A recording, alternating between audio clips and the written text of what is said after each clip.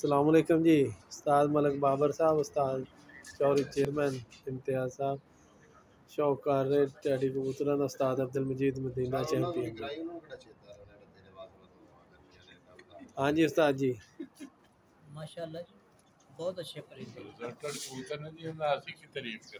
जज़ाकल्लाह जज़ाक। कमरा भरिया चैंपियन ने माशाल्लाह कमरा भरिया कपां दे नाल फिर ऑन दा रिकॉर्ड हाँ जी, ਦਾ ਰਿਕਾਰਡ ਅਦਰੀ ਬਣਾਇਆ ਕੋਈ ਵੱਡਿਆਂ ਉਸਤਾਦਾਂ ਤੱਕ ਜਾਣੀ ਉਹਨਾਂ ਨੂੰ ਪਤਾ ਲੱਗਿਆ ਵੀ ਤੋੜ ਪਹੁੰਚ ਗਏ ਨੇ।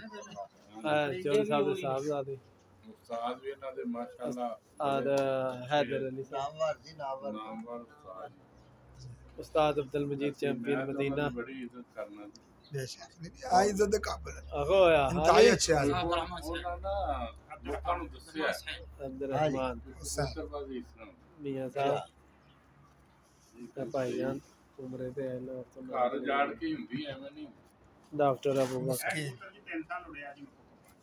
ਇਹ ਬਹੁਤ ਪੁਰਾਣਾ ਹੈ। नहीं जी उम्र होनी है 60 साल ਲੱਗਦਾ ਆਹ ਤੇ 8 ਸਾਲ ਬਾਵਾ ਉਮਰ ਹੈ ठीक परिंदे है ਦੀ लेकिन देखो